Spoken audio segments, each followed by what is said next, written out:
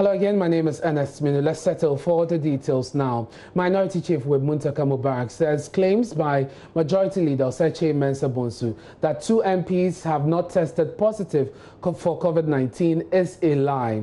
Majority Leader at a news conference in Parliament yesterday dismissed media reports suggesting that 2 parliamentarians and 13 staff in Parliament have tested positive for COVID-19. But speaking to Daniel Dazi on Prime Morning on the Joy Prime channel today, the Muntaka Mubarak insisted the infected persons were informed of their status after the Speaker of Parliament directed mass testing of members and staff of the House last week. What happened in Parliament and what you've heard that was being said is the fact, is the truth. What happened? The understanding was that not all MPs and staff have tested. Okay. So are we going to create this panic so that the few that are left to test will not go forward to test? Or we are going to find a way of getting everybody to test so that we would know the scope of our challenge and how to deal with it? Perfectly, I agree with that. But once the information goes out, if you ask me, how will I have communicated or responded to that? I would have simply said that, look, we want to plead with the Ghanaian public, especially the media, in reporting this, that, look, we are not done with the testing. Please don't create panic. Let us finish the testing by Saturday. And when it becomes necessary to communicate to you on anything that has happened, we will do that. And leave it at that. But when you go out and you know that what happened is a fact, and you I don't know what the intention was, and you lie to the people that pay us, you are doing 3 things. You are endangering the life of the rest of the MPs. You are endangering the life of the rest of the staff. You are endangering the life of the general Ghanaian population. When they finished the testing, initially they were calling one-on-one. Then they had this discussion with us. I mean, I'm the whip on the minority side. Okay. That, look, the numbers are huge. This is what we want to do. Can you put on your platform all those who do not receive call from us, who have tested for Wednesday, and by Saturday they've not received a call from us, should assume they are negative. And we'll only call those who are positive. Okay. I get it. Okay. Now, when they have tested Wednesday and Thursday, and on Wednesday, 1 MP and 1 staff tested positive. And on Thursday, 1 MP and 12 staff tested positive. They have to do contact tracing. They have to isolate these persons. Has that been done? Yes. So far as I'm concerned, yes, that has been done. And they are now continuing with the contact tracing. Because then we said, then they just understand that if you test everybody, then it automatically gives the opportunity for almost every other person around the house to be tested. And I say this, I mean, with a lot of pain, because I believe that national interest must be protected at all times. Have you spoken to the leadership of Parliament and the Public Affairs Department after you had that news conference? I called the public director. I said, I've seen something signed by you, because, I mean, today you have a lot of fake news going around. So I called and said, did you sign this? And she said, yes. I said, who told you that? And she mentioned the wrong one. I said, look, that was a lie. Why must we lie to the public? What did she say when you told her this? Because obviously, she will not be around the table that this will be discussed. So she will not know. To be fair to her, she will not be able to tell. But the one who told her... Who is that? The majority leader, of course. At least that's what she told me. Now, away from COVID-19, let's do some stories on crime. Grief and shock have gripped relatives and other residents of Apinkra in the Bosontwe district of the Ashanti region, where a 70-year-old man has hacked his nephew to death in his sleep. Kofi Asamoah told police he committed the crime because his 41-year-old nephew, Yao Osu, has been pestering him. Now, a scuffle between the two on Monday turned bloody when the nephew's body was found in a pool of blood on Tuesday. Love FM's Erastel Sasari Donko visited the town and has come through with this report.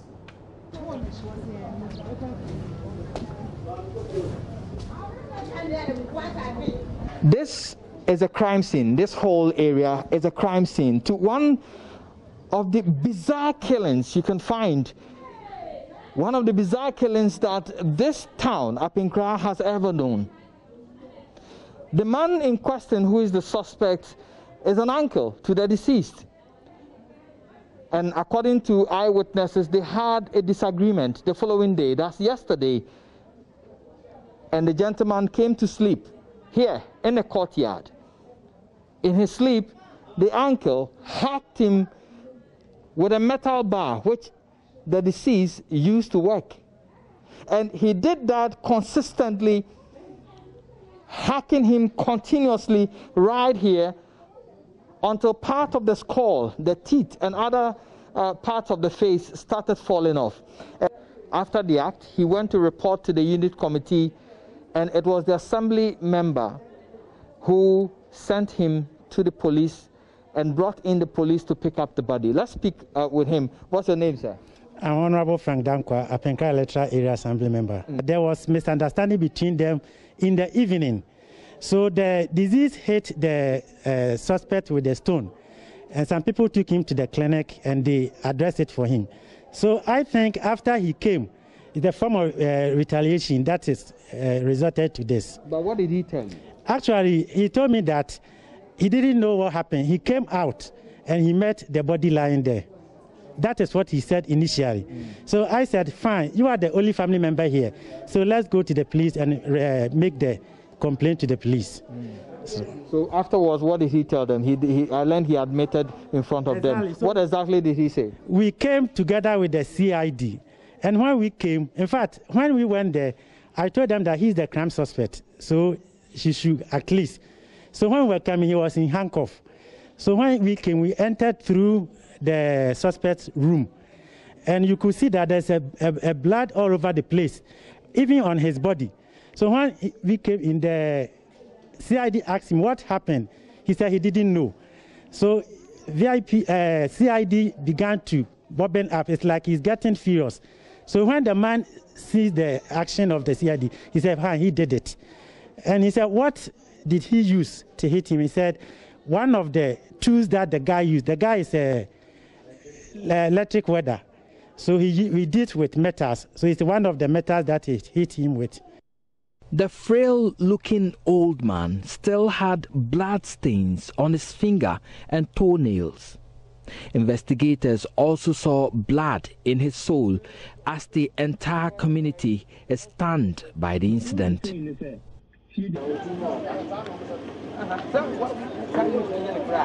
man Asamoah is living does not show something that he can do that, because his living was very good. He has never has any contact, any conflict with anybody here. But the only thing I can say is that for particular this today incident, I'm surprised, and even it's surprised to all of the residents people here at Apinkra.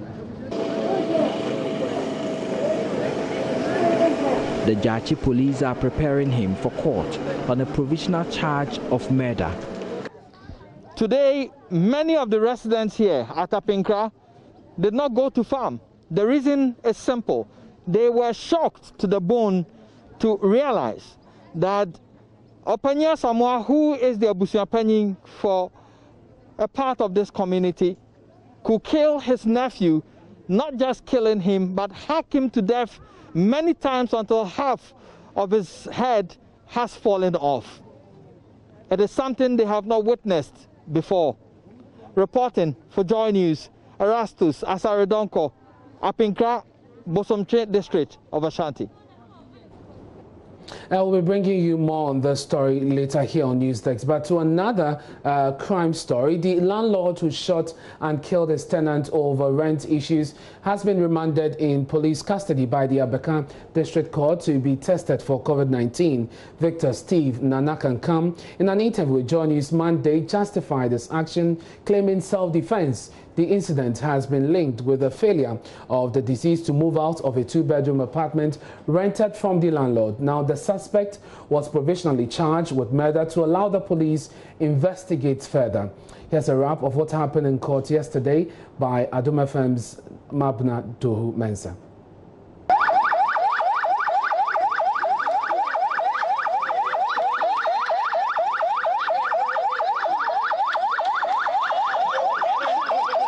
was an emotionally charged court as many families, friends and sympathizers of the deceased tenant Benjamin Oche besieged the Abekan District Court.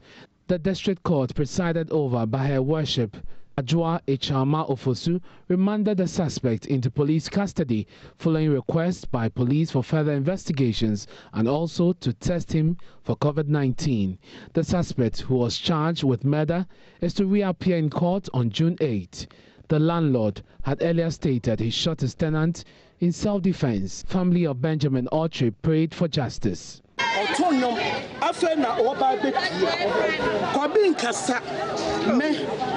Me odi for ba sa me ba na nya me ka cha mo say onye akra na nkasa na no kwesi ada me wo fie ene e frɛ me say yaku me ba no. Kobe is an upcoming musician and a very quiet person. I am a prophetess, so if my son is a bad boy, I will let everyone know and not shield him. I was home on Sunday when I received a call that my son is dead. Our son is currently at the mortuary, and we know his mother has money, but we leave his murderer in God's hands.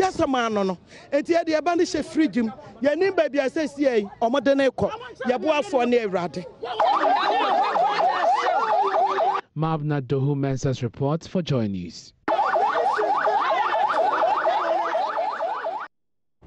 Managing partner at Hay and Partners at Law, Ms. Hanifa Yaya, says it is wrong for landlords to forcefully evict tenants after the expiration of their rent. Speaking on the Super Morning Show on Joy FM, Ms. Hanifa said landlords can go to court rather than evict tenants because they become statutory tenants and therefore protected by law.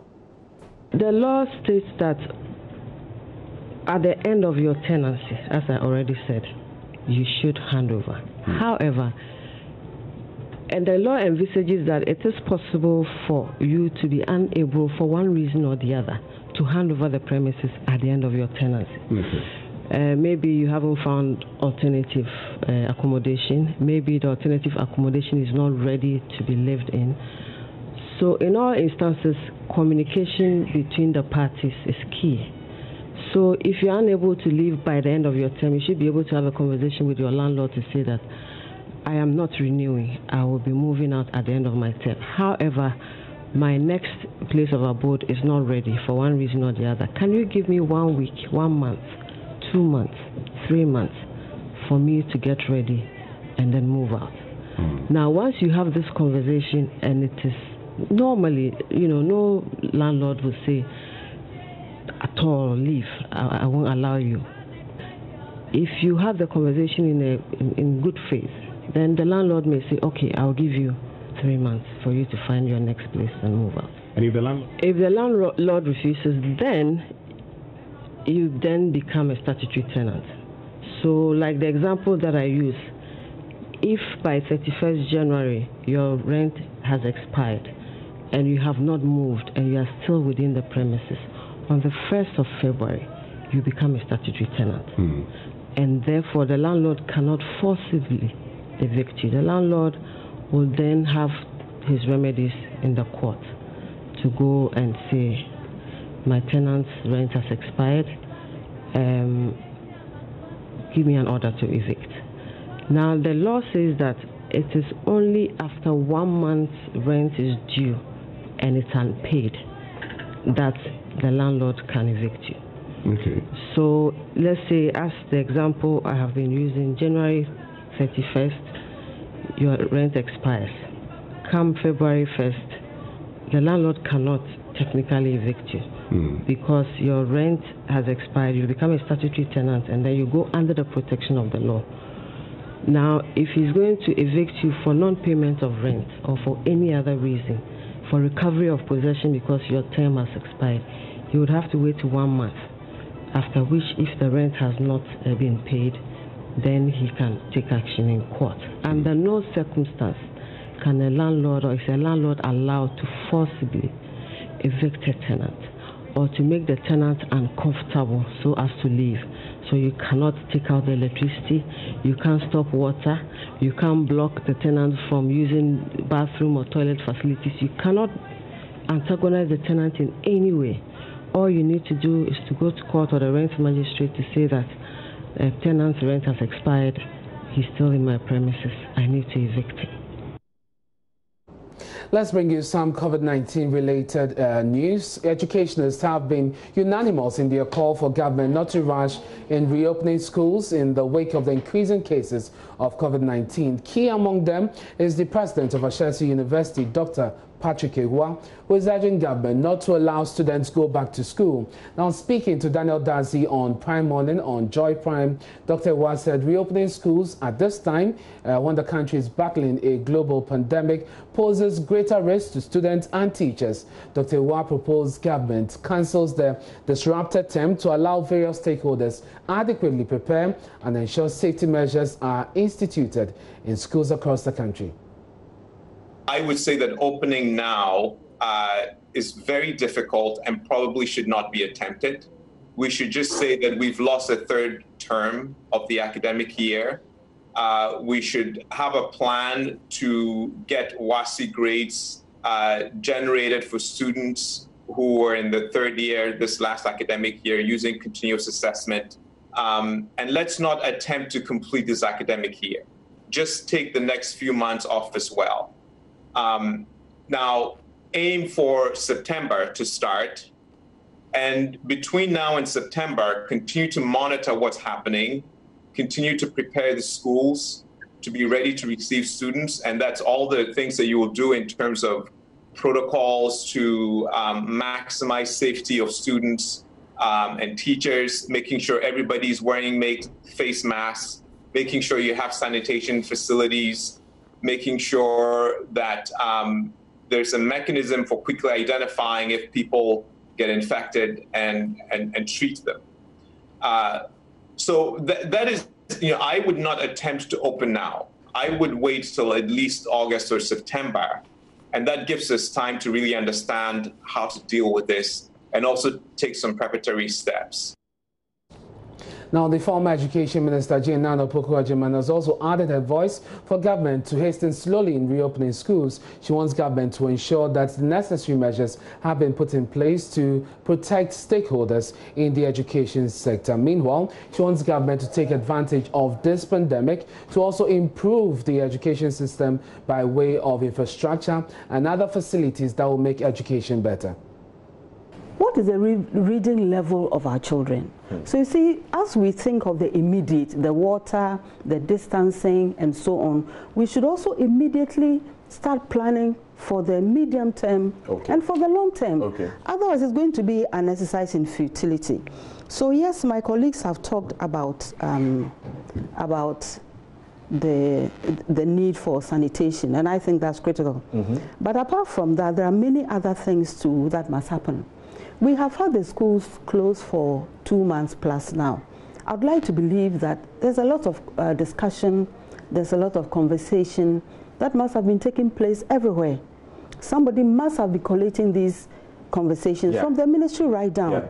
If we can get a summary of those conversations, I think going forward will be much easier than we are. So we want to open the schools, that's fine. Who doesn't want the schools to be open? But what were the reasons for which the schools were closed? Let's list them. Can we take them off that we have satisfied those reasons?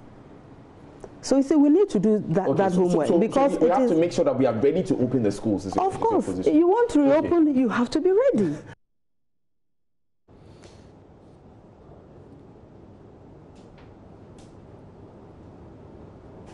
And you're watching News Desk with me, Alice Minnie. We're taking a short break. When we return, we'll bring you some more perspective to some of the stories we brought to you here. Please stay. Thanks for staying with us here on News Desk. Let's go back to one of our top stories where a 70-year-old man has hacked his nephew to death in sleep at Apinkra in the Bosonche district of the Ashanti region. My colleague Erastus Cesaridonko, who is on this beat, joins us via Zoom. Erastus, very bizarre but chilling story there. What is the latest this morning from Apinkra? Well, so the suspect spent 19 cells at the Jachi police station. This morning, they are waiting for the coroner's report. The CID just told me that he has finished filing everything he needs to file on this man. The man has admitted to committing the crime, and so they are waiting for the coroner's report. And when they attach it to the docket tomorrow, he will be sent to court to face a preliminary charge of murder. Now, that this disease lives with the uncle, is he married? Does he have children? Do we know? No, he's not married. He doesn't have children as well. And the locals describe him as somebody who drinks a lot. And when he drinks, he causes trouble between him and the uncle. And so they think that at a point in time, the uncle could not take it any longer. And just 3 days ago, they had this scuffle, and he hit the uncle on the head with a stone. And so they thought that they had settled the issue, not knowing the uncle has hatched a plan to end it all, and end it in such a bizarre manner in which he got so angry that when the gentleman was sleeping, he hit his head with a metal bar, kept hitting him, because if you look at the walls, the remains of part of the head is scattered all across the wall, is scattered all across the floors, blood everywhere. And he himself tried to wash the blood off him, but when they arrested him, they saw blood on the fingernails, on the toenails, and all his clothes were soaked with the deceased blood. And so it's quite a bizarre way of retaliating for a scuffle that ensued the previous day. Now, this 70-year-old man, how long has he been living with the 41-year-old who is now deceased? For a very long time. In fact, they live in an old compound house. Because of the deceased behavior, I'm told, all the occupants have left the house, and so it's left with him and his uncle, and the uncle has been able to tolerate him for a very long time, I'm told. And so they are the only people who live in the compound house. Who are the other family members? Did you meet any in that house? And this 70-year-old, does he have, aside this nephew of his who is now deceased, does he have children, for instance? Who are the other family members? In fact, he has children of his own, but all of them have moved out of the house, so to speak. He's the only person who is left in the family house. Many of the children are outside. And yesterday, they came in a sprinter bus, about 12 of them, his children, who came around. He's the head of that particular family. So it's an extended family, very big. He's the head of that family. They describe him as a very calm person. But some of them were also telling me of one history, that he shot somebody about 10 years ago. He shot somebody and he was arrested, but then he was able to, escape prosecution and came back to live a very calm life in Apinkra until this issue occurred. So once he is the head of the family, definitely the chiefs and people of the town should be interested in this case. Have we heard from them? What has been their reaction to this rather bizarre incident? We spoke with some of the townsfolk, and yesterday is a farming community, but we had all the farmers staying out of the farm. They were all gathered at the said house, and lamenting, and they are shocked to the bone that somebody as calm as they see could commit such a crime and commit it in such a manner that it beats the imagination of everybody. And so almost the whole town is condemning him for the heinous crime. Initially, he denied committing the crime, and so he went from house to house, notifying the entire family that somebody has killed Yao Owusu, until they told him that, okay, you are the only person who stays in that house with him, so why don't you go to the unit committee people and report yourself? He did, and then he was handed over to the police, and it was when he was taken back to the crime scene with the deceased lying with half of the head chopped off, then he was forced to admit that, yes, I did it. I had to do it because he's a thorn in my flesh, and I had to kill him. That's what he told police. I can imagine there are already calls for his removal as head of the family and even from the town. Yes, but that has not come up. There are those many who think that murder is a charge that he's not going to really run away from. They think that he's going to die in jail, because even before the case is called and the back and forth at the courts and everything, looking at his age, 77, they think that he will not really survive prison. And so many of them have already given up on him. They think he's going to die in there. So plans of banishing him from the community have not come up. But then they think that he's not coming back to the community at all because of the nature of the crime. So let's go back to the police now. How soon should we expect that he will be arraigned and this case moved to court? Well, I was told by the CID, I was chatting with him this morning, and he said he's finished with every investigation he needs to do. He showed me pictures of blood in the sole of the man. Even when we were looking at him at the police station, you could find blood stains, permanently locked on his toenails and the fingernails. And many of his clothes. When he committed the crime, you could trace where he walked into many of those rooms and where he touched and all that. So he thinks that he's done with the investigations he needs to do. He's just waiting for the coroner's report today, and hopefully tomorrow morning he will be arraigned before court. Does he have a lawyer yet? Not that I'm aware of. He himself is not thinking of defending himself. Yesterday you could see him, it is now dawning on him the gravity of what he's done. And so you could see him in that sober mood when we're taking pictures of his handcuffs and other things. The look on his face, a very sad look on his face of somebody who is now realizing the gravity of his actions. And so he is not raising any issues, but his children rather are the ones who I heard that they will be looking for every means possible to get their dad out of this trouble. As to how they're going to do it, they are not mentioning lawyers, but I'm sure that on court today they are going to do that.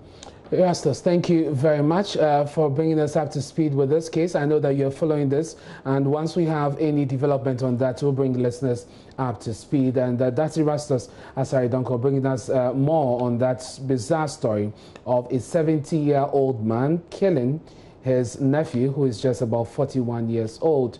Now, away from that, CEO of Cocoa Board, Mr. Joseph Boahinedu, has described cocoa smugglers as devils who do not have the nation at heart. Speaking to farmers and some security officers in the Oti region during a tour of some cocoa farms in the region, Mr. Edu warned that goods impounded by the security at the various checkpoints will be sold and shared between the security agencies and Cocoa Board. Who are smuggling cocoa from Ghana or inputs from Ghana to whatever, you mentioned Togo. They are devils. They are nation workers.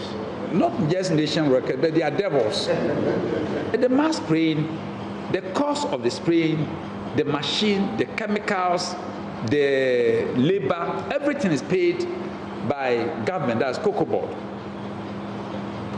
So after all this, why would you go and sell your cocoa to an Alaji from Togo? Then the other aspect is that the fertilizer, if you go to Togo or you go to Cote d'Ivoire, the fertilizer is sold in the open markets.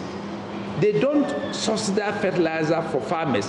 The Togolese government or the Ivorian government will not subsidize, fertilizer for cocoa farmers. It is only Ghana whereby you find this. Some time back, it was even free policy.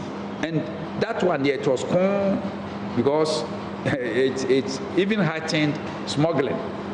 Not that we've bought a policy of subsidies, the farmer should pay part.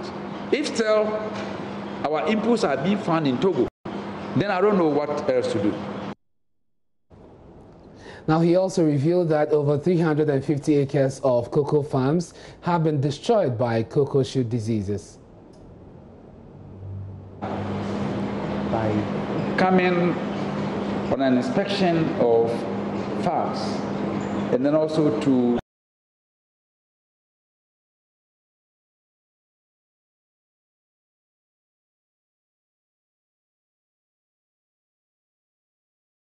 we've rolled out a number of initiatives and then interventions. One has to do with the cocoa soil barrel disease, which has decimated large tracts of cocoa farm areas within the country. As I speak now, Ghana has lost over 315,000 hectares of its cocoa area. And until you control the disease, until you break the chain of spread, it continues spreading. So we've taken a very decisive decision to deal with the cocoa swelling shoot virus disease. This is not coronavirus. This one is cocoa swelling shoot virus disease. They behave just like the coronavirus.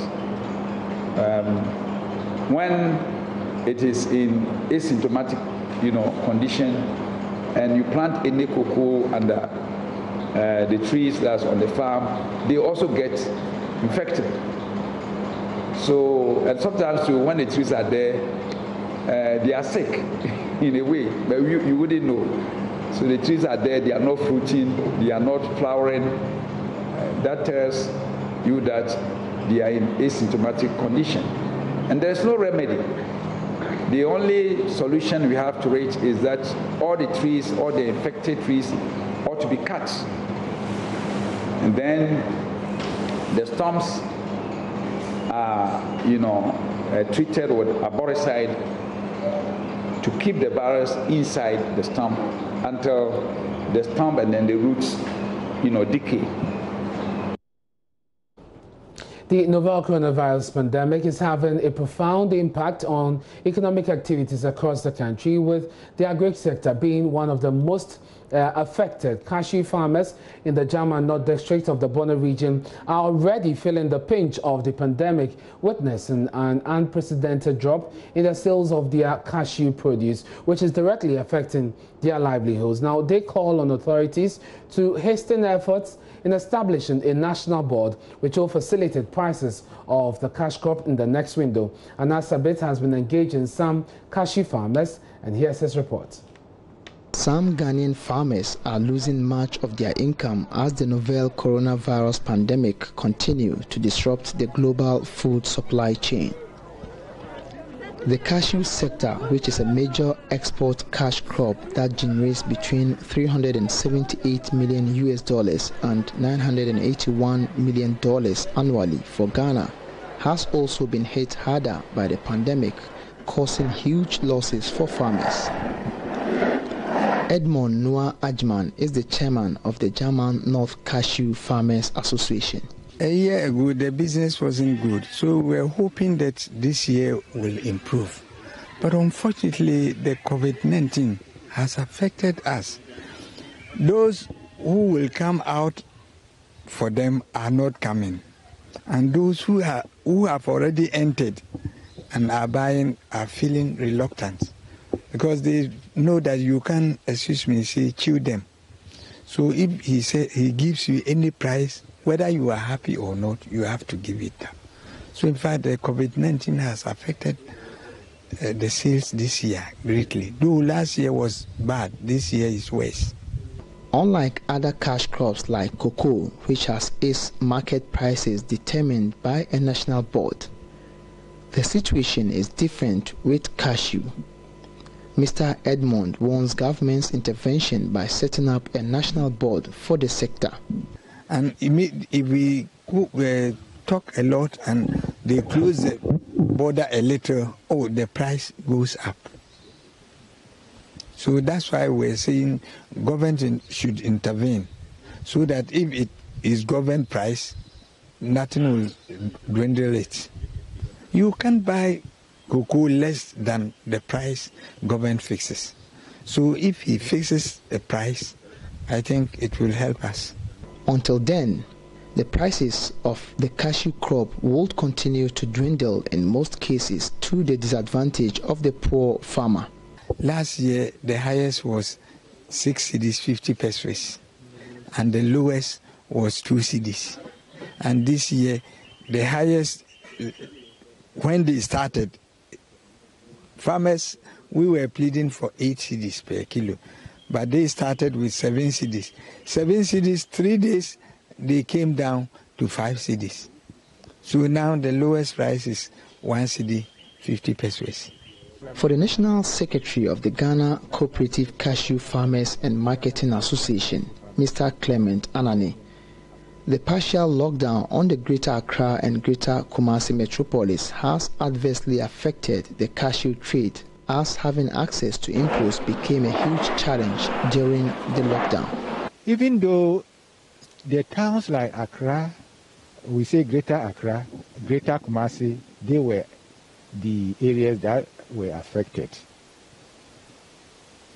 Our major trading activities were also affected. The market days, some of the market days were closed, and the shops were also closed. So you can understand that if places like Kumasi, where our businessmen will go and buy the things at their warehouses or wholesale and come to retail to us, they couldn't go there, then you understand that business has come to a standstill. Reporting for Joy News, Anas Sabit, Sampa. And in a related development, farmer education has gone down as a result of COVID-19 affecting the flagship planting for food and jobs. That's according to the district director in charge of Agric at the Techiman North area, Mr. Paul Tulong, who also said this has led to several job losses within the district. And Nasabit again monitored a visit to the area by the Deputy Local Government Minister, Mr. Collins in team, and Father's report. Since Ghana recorded its first COVID-19 case in March this year, the government has imposed a number of measures which include the ban on all social programs, closure of all schools, and the imposition of restrictions on people's movements in a partial lockdown. These measures, which has affected several businesses, is also affecting the agricultural sector.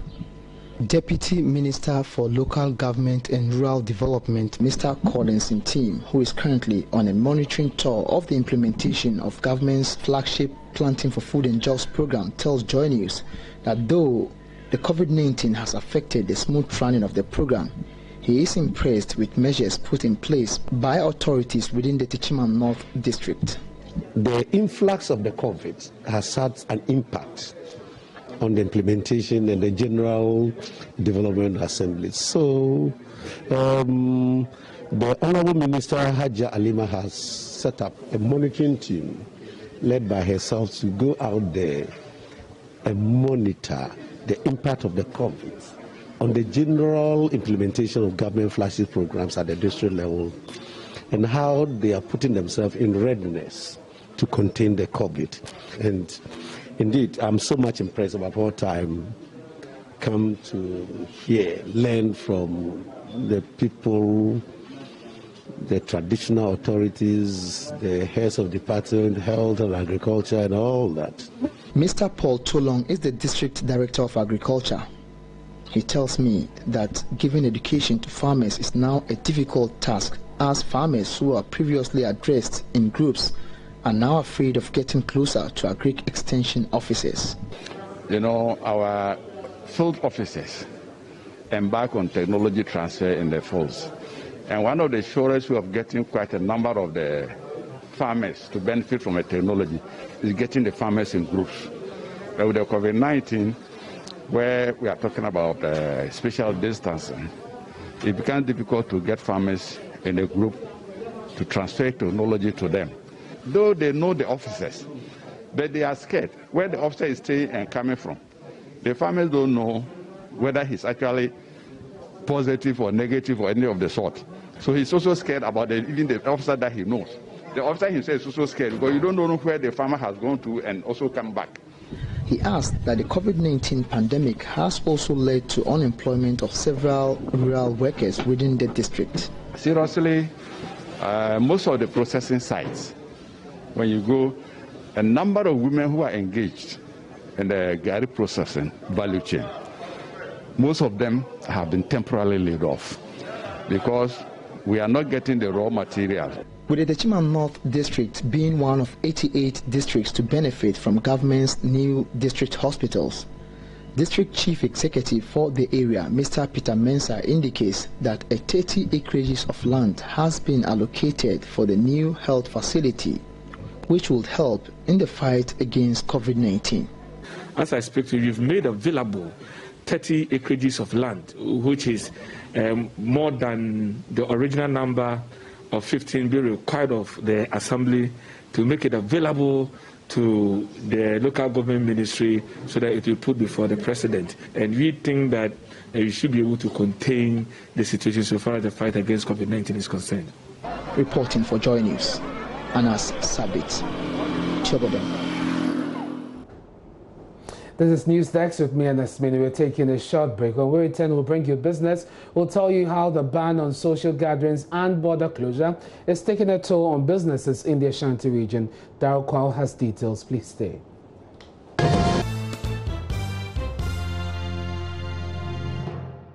Hi, good morning. Welcome to Business. My name is Daryl Kwao. Suspension of social gatherings amid closure of Ghana's borders due to COVID-19 is taking a toll on businesses in the Ashanti region. Affected entities, mostly small and medium enterprises, are therefore looking forward to receiving government stimulus package.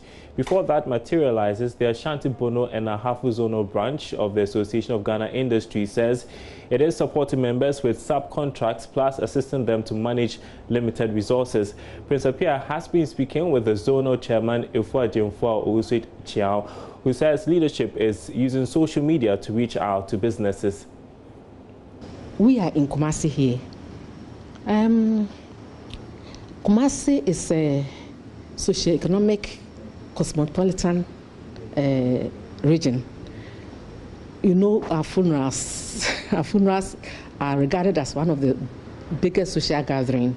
So you can see that whenever there's a big funeral here in Kumasi, all the hotels are full. In fact, some people don't even find places to sleep. And recently, when the Independence Anniversary was held here, everybody was so elated, and you could see that the whole city went agog. Since the 11th of March, we've been home. Each year we are talking amongst ourselves, we are talking with the government, and we are encouraging ourselves. We are actually teaching our members what to do in times of like this, and we are telling them how to actually manage their resources, the little resources that they have. We have a platform, and every day we share ideas. So during such times, what you must do, you must set your priorities right, and all those things. So we are doing a lot for our members. Those in the garment and textile sector, now it's compulsory for everybody to wear. I can see you wearing Unij's nose mask. So we are encouraging them. In fact, we have three members producing the PPEs for the government. They have also outsourced it to some of the members, lesser members, and those we are trying to find some materials, good materials, fabrics for them to produce for the general public instead of waiting for education, the schools to reopen. So we're trying to diversify. We're trying to do things so that at least you can get something to cushion the hardship that we're facing at the moment. Try to diversify, and I hear some also exploring going online with some of their businesses. Yes. That is very true. But as I said, how many people are ready to access those things? Now, Foreign Affairs Minister Shirley Ayokoboche says African countries are working to ensure effective implementation of the African Continental Free Trade Area Agreement. Now, despite the pandemic, delivering a statement on the floor of Parliament, the minister said despite the setbacks due to COVID-19, member states are working around the clock to meet the July 1 takeoff date.